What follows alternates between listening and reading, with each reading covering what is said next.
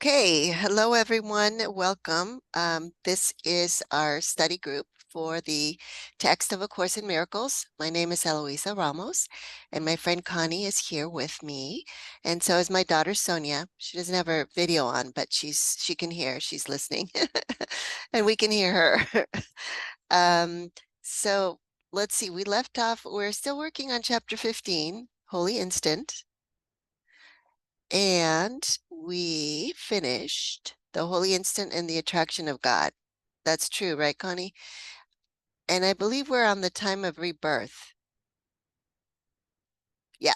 All right. Time of rebirth. Paragraph 1. Just put that over. It is in your power in time to delay the perfect union of the Father and the Son. For in this world, the attraction of guilt does stand between them. Neither time nor season means anything in eternity.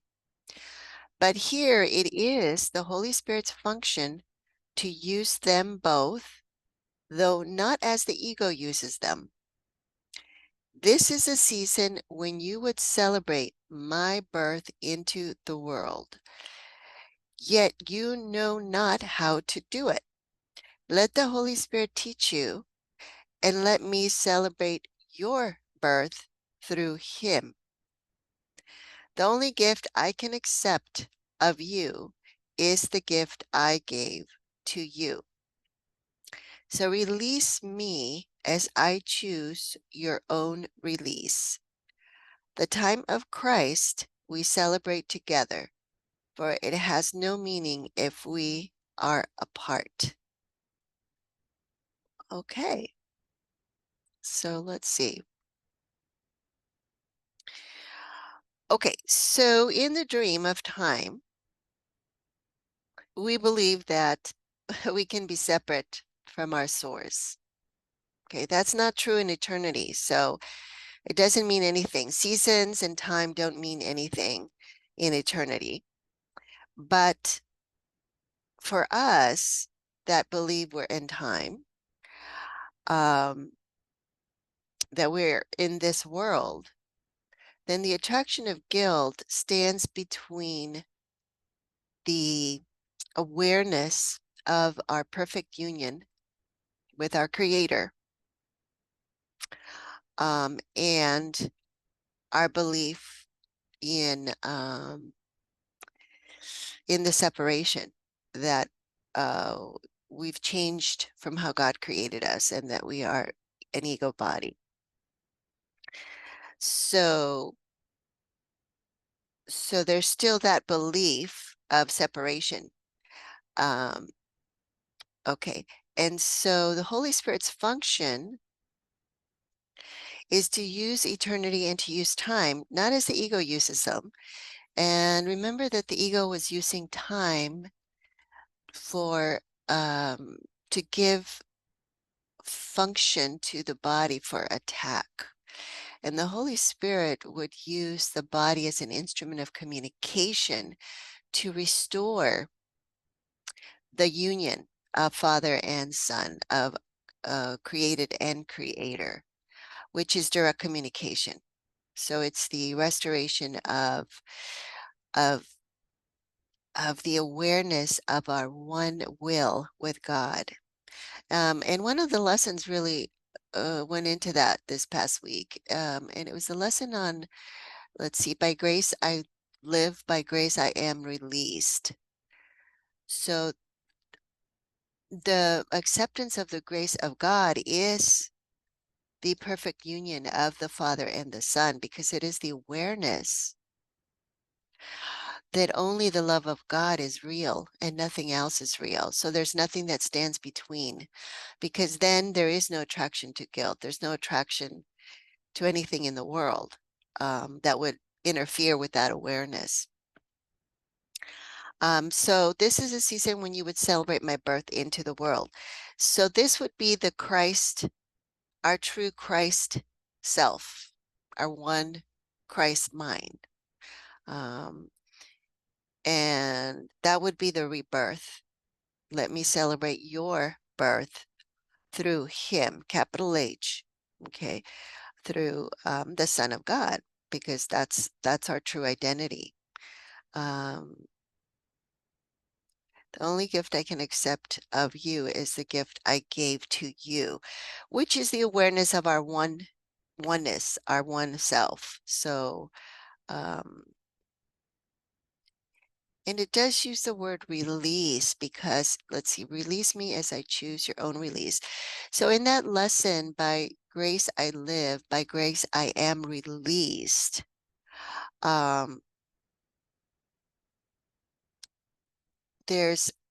It's about, let's see, it is about the letting go of that attraction to guilt, because you could say that the release from that attraction to guilt, because it has a pull, you know, attraction is like an idea of a magnetic pull on you. So you're released from that attraction.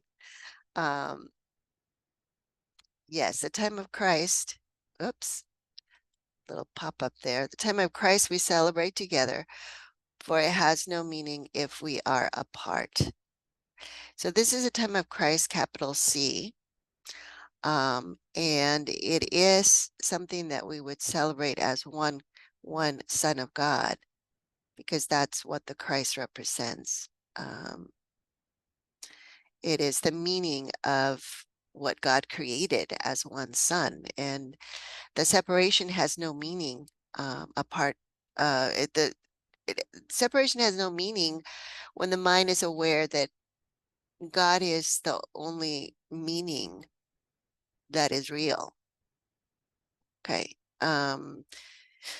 Okay, anything in that paragraph, Sonia? I don't know.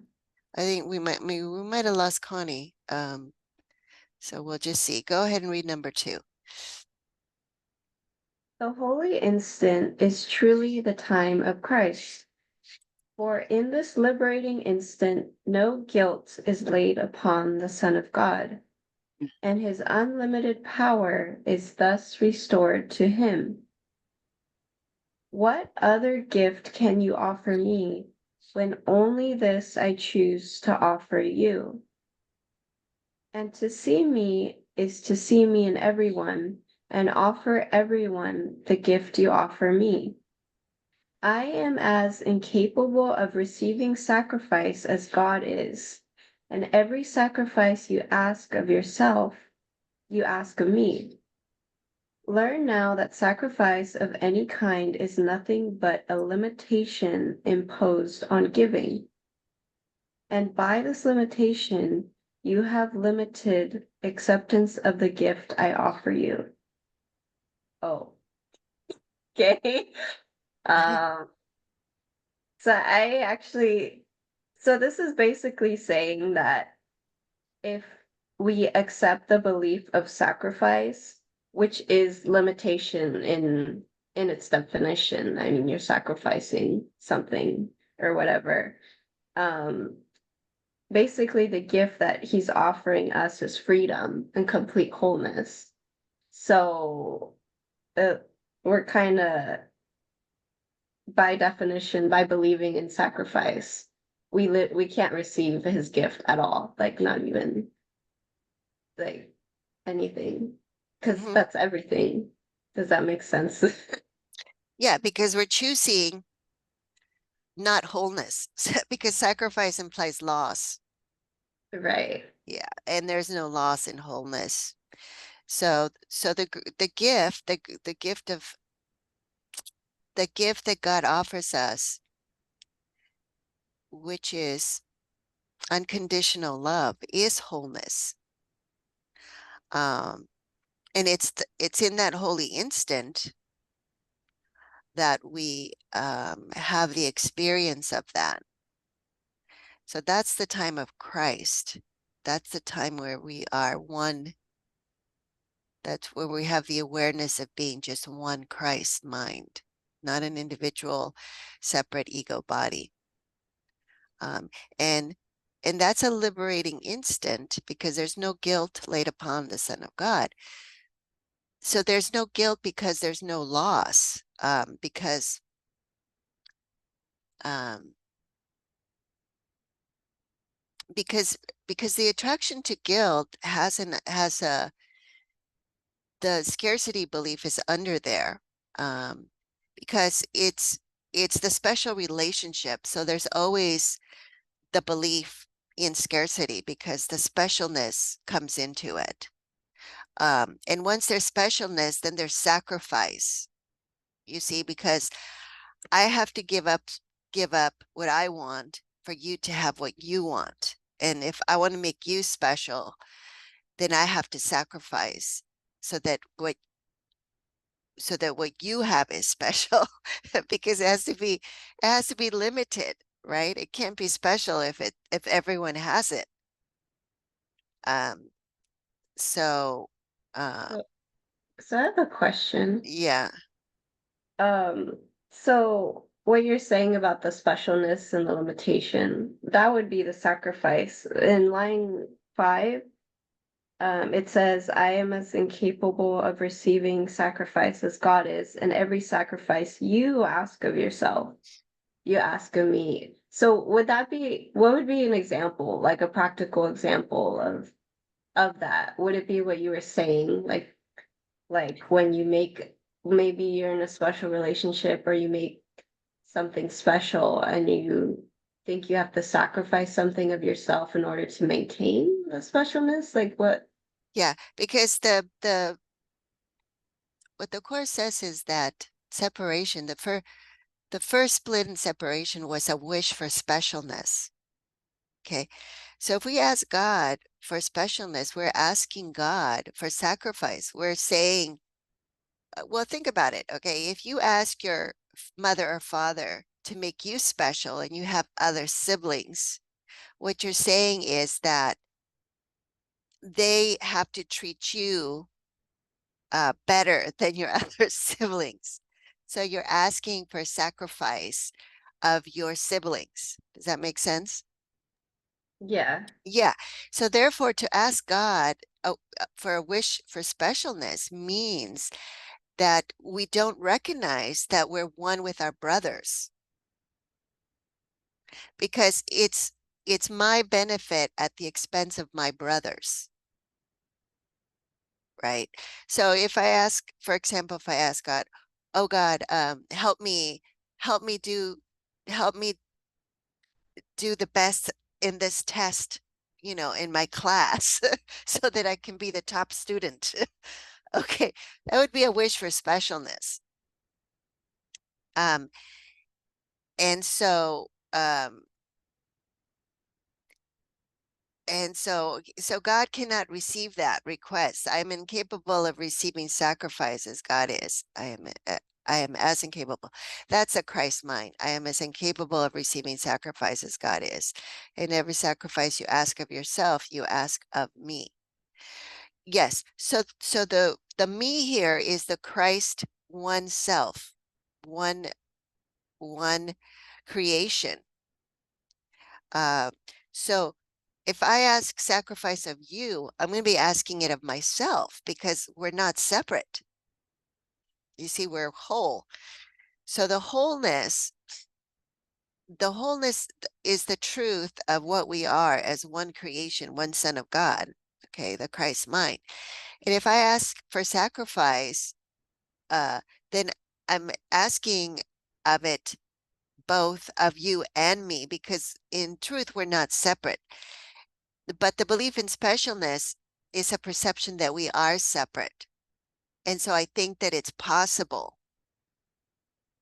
for me to benefit and at your expense.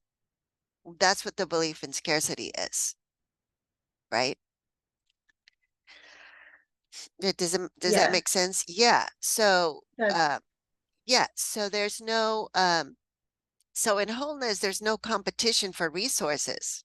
That's a body ego survival belief because it's based on scarcity and specialness. Um, yeah, so learn how that sacrifice of any kind is nothing but a limitation imposed on giving. Um, yes, so So the wish for specialness is a way to say, don't give everything to everyone. Okay, so I'm saying that about myself. I'm saying I don't want to give everything to everyone. Okay, I want to be special. I want to have more for myself. I want to keep more for myself. So I'm making a difference. So I'm making a separation.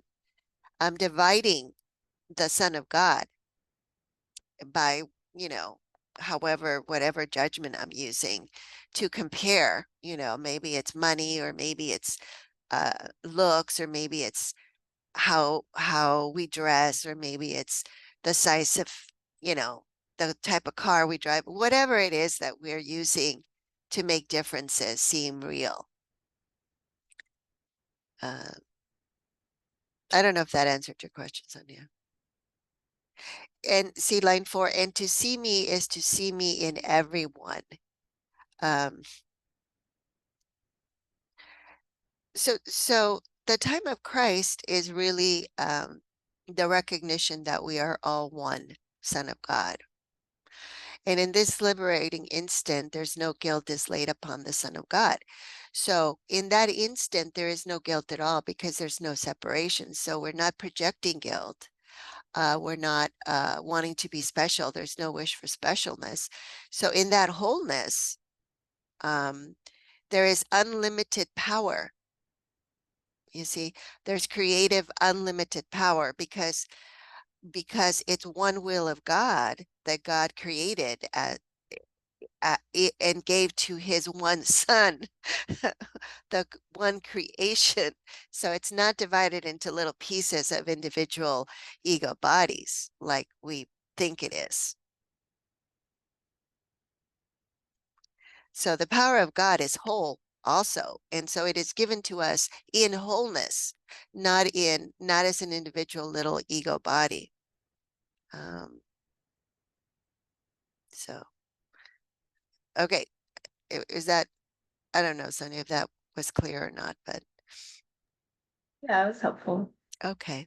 All right. So let's see. Connie, did you want to read? Yeah, I can. It just makes me think about like well, most everything is competitive in this world. Sporting teams, music, I mean, everybody wants to be the best. I mean, is there a way to be involved with something like that and still feel the oneness, still be the oneness in that? Yeah, there is, because it's about the purpose. It's not about what you are actually doing. It's about the purpose with which you are doing it. So um, so it is possible to have the Holy Spirit, translate and give a holy purpose to everything that we do because we're being guided by the Holy Spirit. So as long as we're not being guided by the ego, then it will have a holy purpose. Because the purpose for being involved in whatever competitive sport or whatever would not be for personal gain and glory. There would be a different purpose in it. So it would be, let's see, like, let me see. If I can give I an, have an example. yeah, go for it. Hmm. So I love to watch figure skating. Like that's one of the competitive sports. I mean, they do call it it's a competition. Um, and there's a American skater named Jason Brown, who has said in multiple interviews why he competes still. Because technically he's at the age, he's like 28, where that's considered really old for a skater. And he knows like that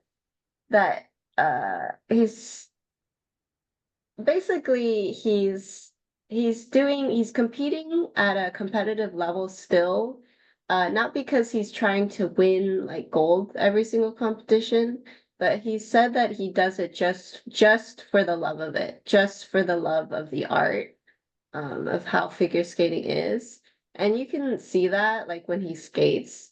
So that there are like some people like that who really don't care about medals, and then they end up winning medals anyway because they're doing it just for the love of it. They're really present, and you can just see that come through in whatever sport they're doing. Yeah, thank you.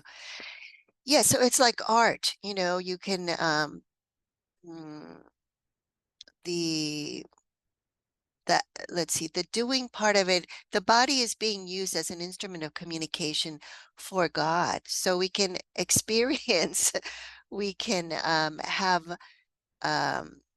let's see, um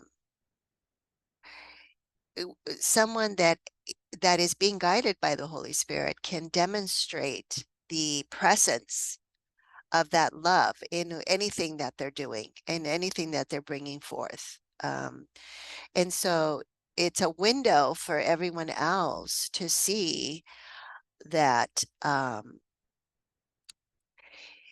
let's see, well, it's really like a holy instant because it helps us to come into the present moment and just be present, to have that experience ourselves. So, okay. Yeah, number 3, Connie. Okay, we who are one cannot give separately. Can you hear me okay? Yep. Uh-huh. Okay. Yeah. We who are one cannot give separately. When you are willing to accept our relationship as real, guilt will hold no attraction for you, for in our union you will accept all of our brothers. The gift of union is the only gift that I was born to give. Give it to me that you may have it. The time of Christ is the time appointed for the gift of freedom offered to everyone, and by your acceptance of it, you offer it to everyone.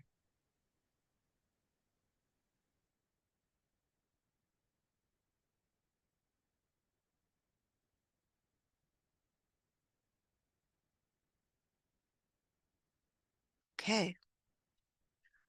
Okay, was that pretty clear, Connie, or is there anything there that's confusing? No, it's pretty clear for me. Yeah. Yeah. Yeah. So the Christ, we who are one, cannot give separately. So once we go into a special relationship, we're trying to give separately, you see.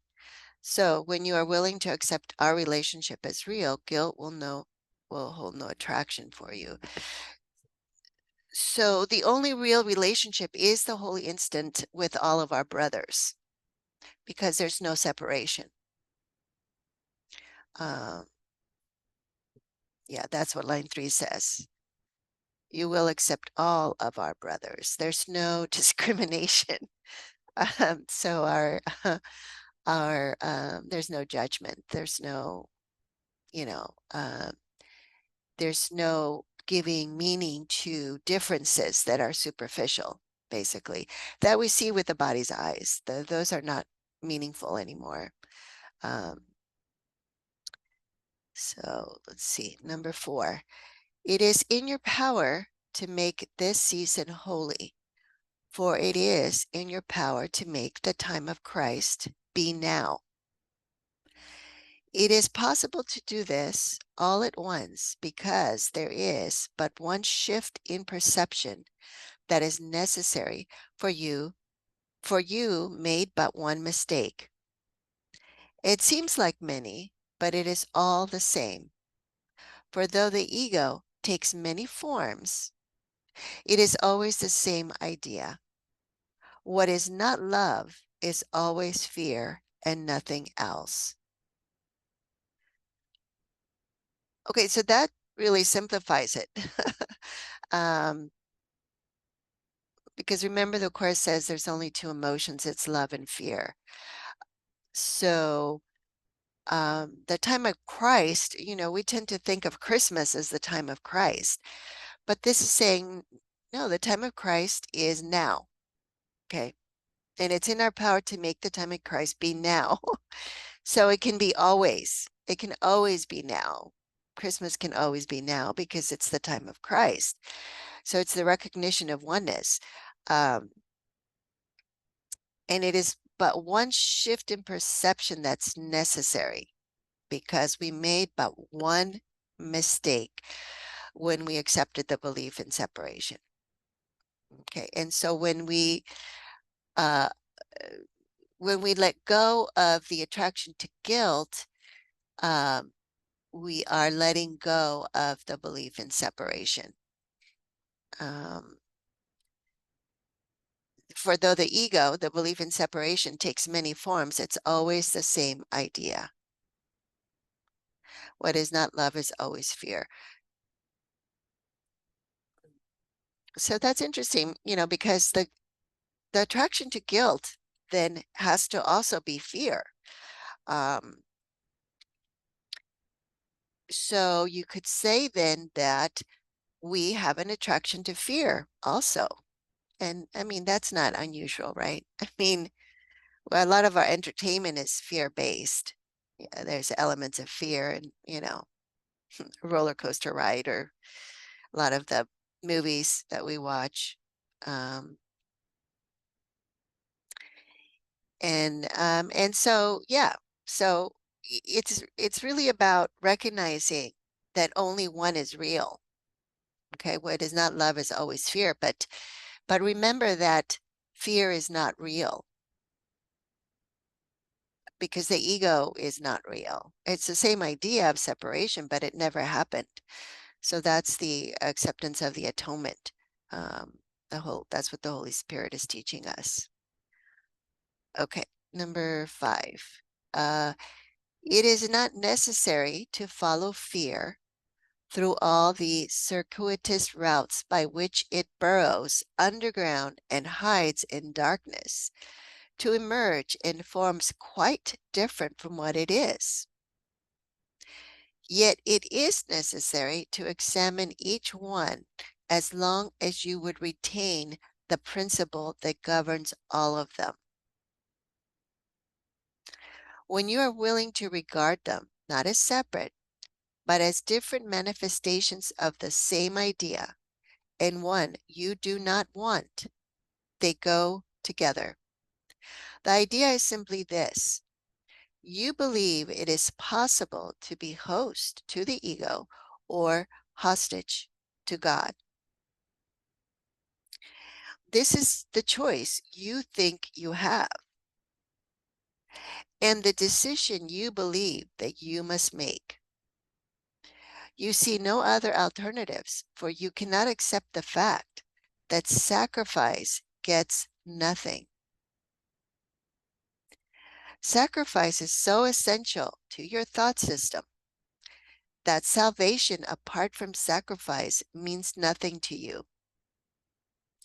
Your confusion of sacrifice and love is so profound that you cannot conceive of love without sacrifice. And it is this that you must look upon. Sacrifice is attack, not love. If you would accept but this one idea, your fear of love would vanish. Guilt cannot last when the idea of sacrifice has been removed. For if there is sacrifice, someone must pay and someone must get. And the only question that remains is how much is the price, and for getting what? Okay. Wow, this is a great paragraph because it really sums it up. A lot of times we're like, okay, well, this is going to take a long time. This is like, there's so many errors I have to look at with the Holy Spirit. But this is saying that it's really very simple here. It's simply the belief in sacrifice. Okay, it's that we believe it's possible to be host to the ego or hostage to God. Okay, so hostage to God means that we believe that we owe God. Okay, it's a belief in sin that that we have to repay God before we can, be rewarded with heaven, basically. And that's why it's a belief in sacrifice, because it means that we have to suffer. We have to give up joy and happiness and make sacrifices, which entails loss and suffering. Um, um, and it's going to entail competition, see, because at the very bottom, um, line 12, for if there is sacrifice, someone must pay and someone must get. That's basically what competition is. It's a belief in scarcity, right? Because you both can't have everything. You both can't win, the trophy. So, um, so that's the one principle that needs to be really examined. Yes. So first of all, is it possible to be host to the ego? Okay. Well, we think that, a lot of times we think, oh, yes, we do want to be host to the ego because, the ego is my friend. That's not true. The ego cannot be friends with anyone because it's fundamentally based on the idea of scarcity and competition and survival. So it will pretend to be your friend only to get something from you. So that's the whole idea of a special relationship. It's based on a ego or a body, that both are lacking and incomplete and need something from each other. Um, and so, yeah. So I mean, so basically to believe that is really to not be happy either way, because you try to be host to the ego, you try to be pleasing to the ego, and it's not going to be pleased. It's like a little what's the word, a capricious child that throws temper tantrums. Okay, you can try all you want to be pleasing to it, but it's not going to be pleased. It's going to find something wrong to be upset about, because it has to um, make division and conflict um, real, quote unquote real, because that's the idea of separation. I mean, there is no separation without conflict and war and division, and and pitting one against the other. So yes, yes, so it's not really a choice. Those two options are not really a choice. They both excuse the they both kind of suck. They're not really anything that we would really want if we really looked at what we're being offered here. Because C6, it says, you see no other alternatives, for you cannot accept the fact that sacrifice gets nothing. So there's no benefit at all in sacrifice. And the when we recognize, okay, that there's no benefit in sacrifice, we have a better time accepting that, letting go of that belief, because there's no gain.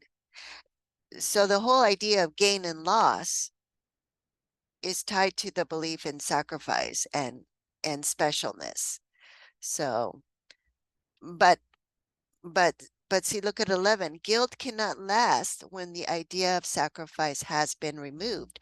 And the only thing that stands between our union, right, son and father, creation and creator, is the attraction to guilt. So this is summing it up really very succinctly here. Okay, we want to remove the belief in sacrifice because that's going to undo the attraction to guilt. and then the awareness of oneness will will shine into our mind. Um, yeah. So that pretty sums up sums up the whole process here. So okay, any questions on that one? No. Okay, number 6, Sonia. As host to the ego, you believe that you can give all your guilt away whenever you want, and thereby purchase peace. And the payment does not seem to be yours. While it is obvious that the ego does demand payment, it never seems to be demanding it of you. You are unwilling to recognize that the ego, which you invited, is treacherous only to those who think they are its host. The ego will never let you perceive this, since this recognition would make it homeless.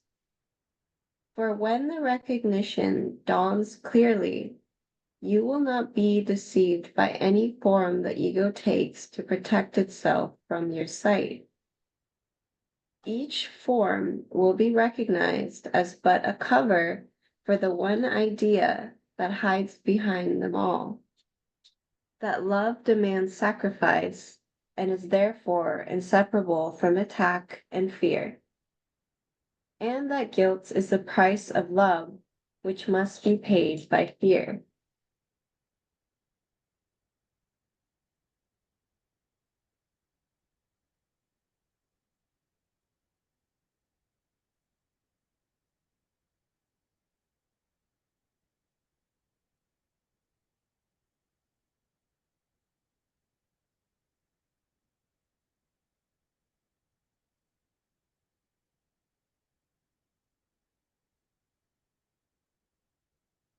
Yeah, so anything, Sonia, the ego motivation, hides from us, because it wants us to believe that there's a benefit in holding on to this belief in separation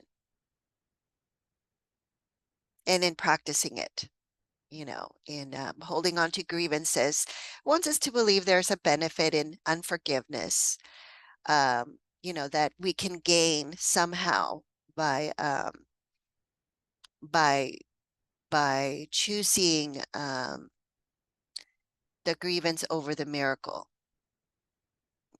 Okay, but the more you really look at it, you can see that's not possible.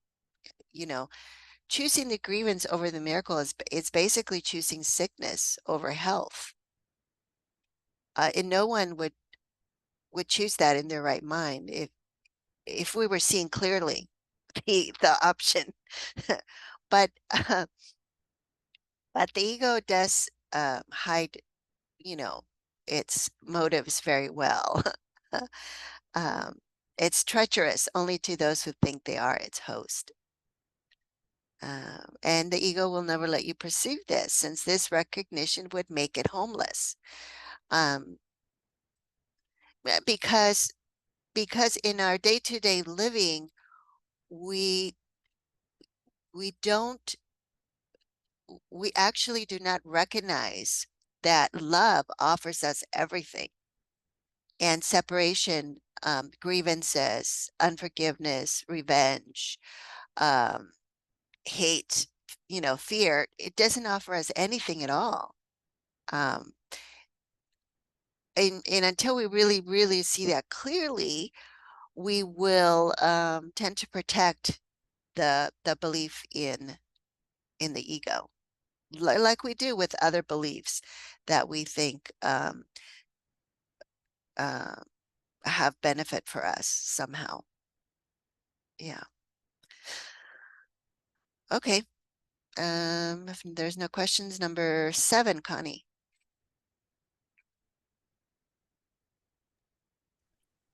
How fearful then Has God become to you, and how great a sacrifice do you believe his love demands? For total love would demand total sacrifice, and so the ego seems to demand less of you than God, and of the two is judged as the lesser of two evils. One to be feared a little, perhaps, but the other to be destroyed. For you see love as destructive, and your only question is, who is to be destroyed, you or another?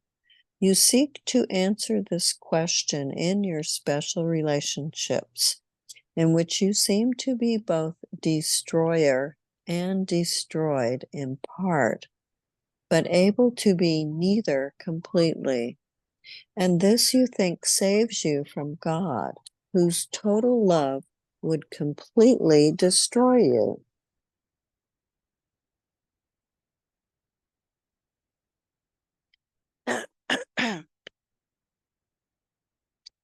Yeah, anything with that, Connie? No, not at the Yeah, moment. no? Okay.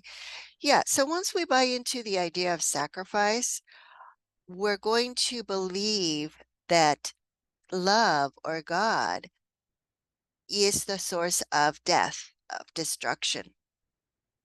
Okay, because sacrifice is loss, and that's what death is. Death is loss and destruction.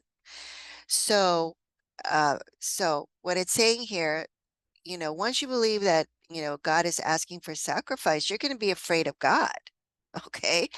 And you're going to be afraid that God is a God that demands loss in order to have a reward. So God demands punishment for a reward, right? And that's a very prevalent belief. No pain, no gain. Okay, it's another version, another form of the same idea of sacrifice. And you don't even have to be religious to believe things like that. You could have been brought up without ever having stepped in a synagogue or a church, and yet you still have the belief in sacrifice, but with different words, different labels. So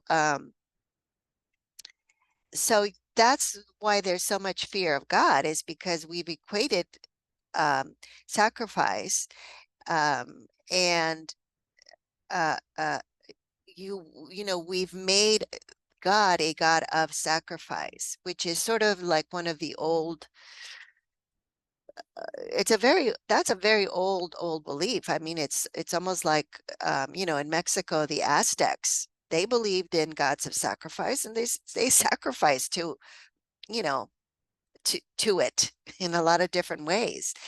So it's an idea. It's an ancient idea of hate, you could say. The course talks about that ancient hate, um, because it's the same idea. It's just, in different forms. For line 4, for you see love as destructive. Okay. And then your only question is who? It's either you or me. That's the whole survival thing, right? Um, so it's built into the competitive idea of, it's either you or me. There's only one winner, or the idea of it's a lump sum game. Winner takes it all, that kind of thing. So all those ideas are tied into this paragraph here. Um, and then the special relationship, okay. Um, the special relationship is where we try to meet our needs through someone else. So, so it's a way of saying, um, you know, I'm going to uh, sacrifice for you, and you're going to sacrifice for me. So I'm going to resent you because I've had to sacrifice for you, and you're going to resent me. And so there's going to be attack in there. Um, and, that's going to be you know, the built up resentment, and that's where the destroyer and the destroyed part come in, because because because the resentment and the, what's the word, the belief that that I'm stuck in the relationship because I need you, but I can't stand you because I resent you. That's very destructive to our sense of joy and peace and happiness. And then vice versa, you know, we give that right back to the partner. So and this you think saves you from God, whose total love would completely destroy you.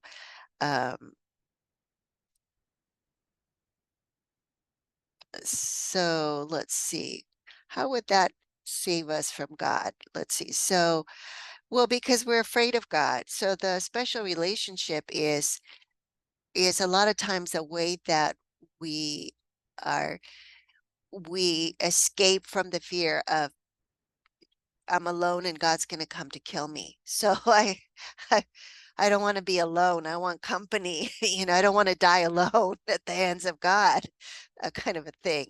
So, yes, because it's the fear. It's the fear that love destroys. Okay, which is completely upside down because love is creative. So what is creative cannot give destruction because it doesn't have it. It's only creative, doesn't have destruction to give. So, okay, number 8. You think that everyone outside yourself demands your sacrifice, but you do not see that only you demand sacrifice and only of yourself. Yet the demand of sacrifice is so savage and so fearful that you cannot accept it where it is. The real price of not accepting this has been so great that you have given God away rather than look at it.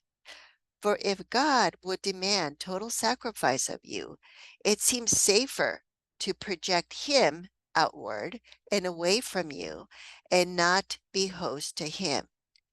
To Him you ascribe the ego's treachery, inviting it to take His place to protect you from Him.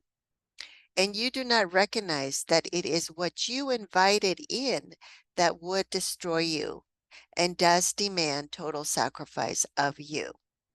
No partial sacrifice will appease this savage guest, for it is an invader who but seems to offer kindness, but always to make the sacrifice complete. Okay, so this is kind of turning around the whole idea that, you know, we're projecting really the treachery of the ego onto God, because God is only love, um, and um, and because we have it upside down, we try to get rid of God because we think God is a threat. We're afraid of God, so we project that.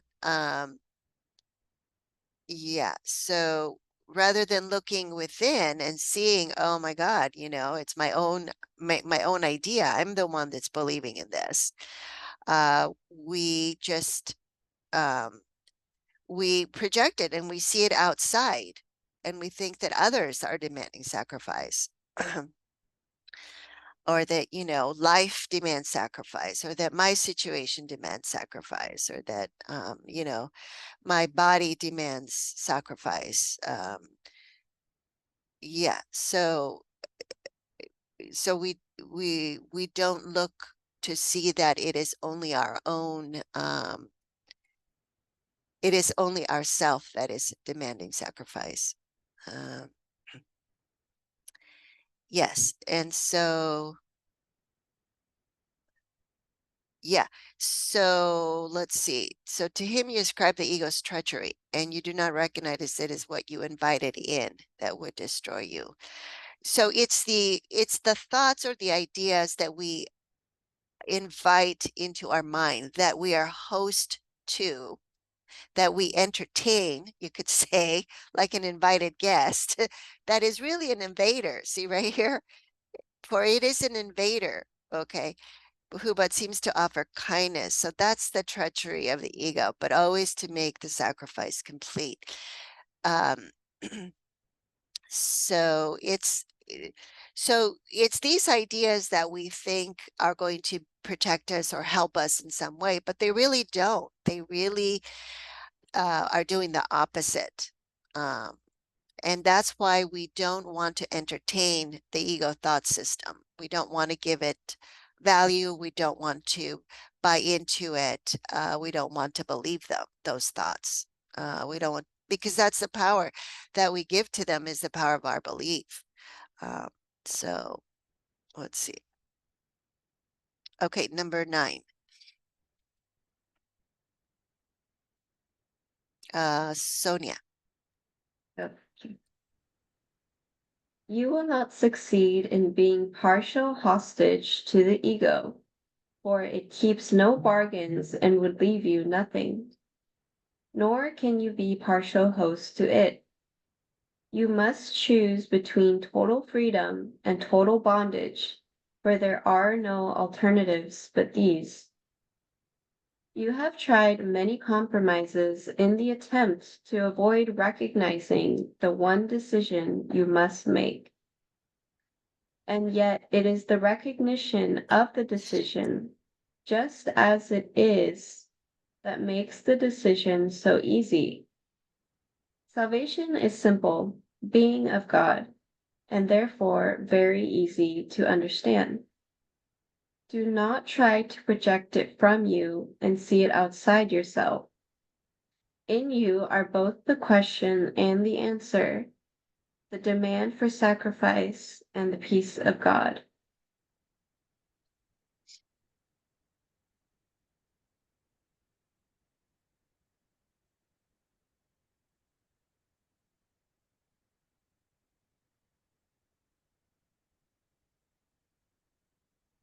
Okay, anything, Sonia? Um, in line 5, the recognition of the decision just as it is, that makes the decision so easy.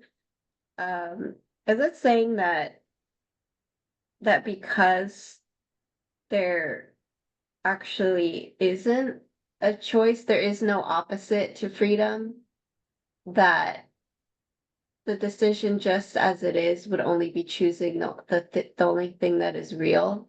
Is that why just seeing it as it is would make the decision easy? Yes, and also because the ego offers us nothing of any real value. Oh, yeah. Okay. Yeah, yeah. So you will not succeed in being partial hostage to the ego, and also you cannot be partial host to it because it's total freedom or total bondage. Um, we cannot compromise with the ego. Yeah. See, so try to compromise with the ego is to try to have it both ways, is to try to hold on to the belief in separation, and not let it go completely. So it's trying to reconcile what cannot be reconciled, you know, knowledge with illusion cannot be reconciled, the truth with a belief in separation. They cannot be reconciled. So um So to try to compromise and attempt to avoid, yeah, the one decision that you must make is that there is no way to reconcile these two thought systems, and and you cannot reconcile love and fear. Okay, it's one or the other, and there is no benefit at all in fear. So um, so that's what makes it the decision really easy, because there's no attraction at all to the thought system of the ego. Once we recognize that it it cannot mean us good. period, because it stands for the opposite of love. Okay, so the ego cannot love us. It cannot offer us any love at all. So why would we want to hold on to it? Yeah, and don't hide it. Don't try to project it from you and see it outside yourself, because the demand for sacrifice and the peace of God are both within our mind, because they're both ideas. Okay, one is an ego idea, the demand for sacrifice, and the peace of God is a thought of God. And so it's a pretty simple sacrifice. I mean, it's a pretty simple decision when you say, okay, it's either love or fear. Which one do you want? Okay, you can't have both and you can't mix them. It's pretty simple, right? Or you say, okay, well, do you want peace or do you want sacrifice? Well, that's a very simple decision, just as it is.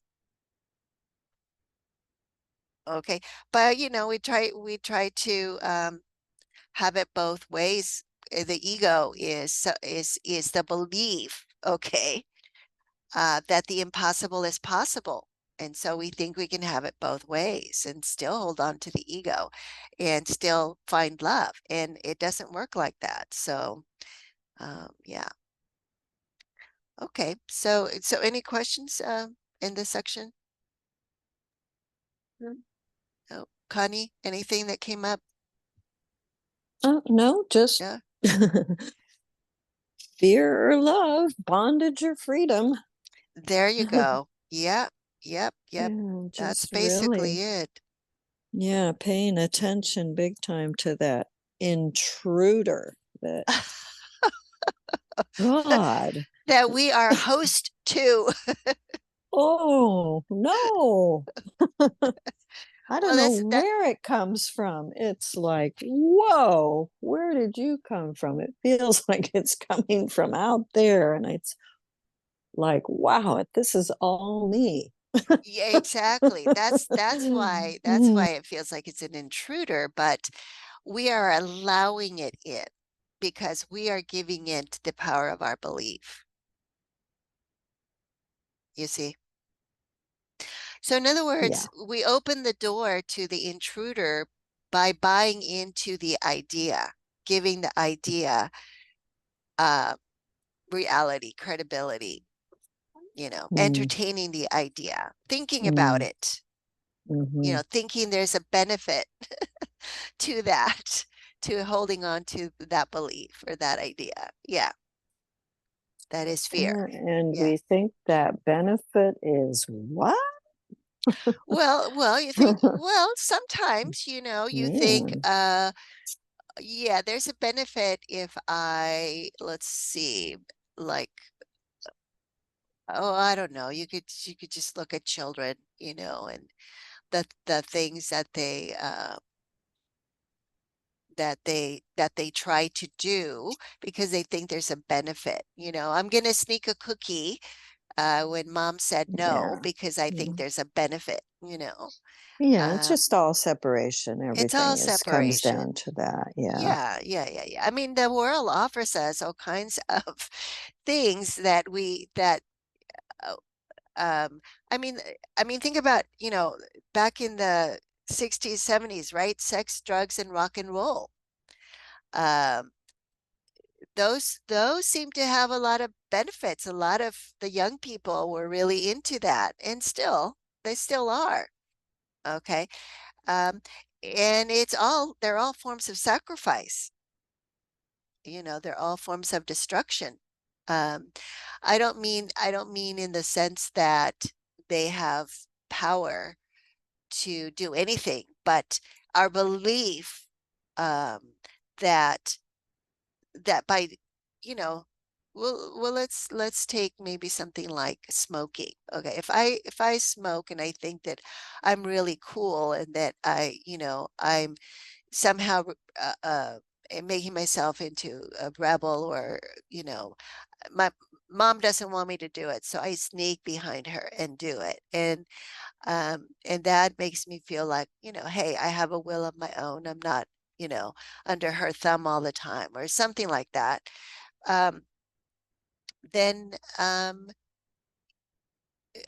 where you seeing the the belief in opposition and in and having my own independent will apart from yours, you see, um, um, as a way to do whatever the hell I want, which is not necessarily healthy for me. And I know that. That's part of the reason why, I would do it.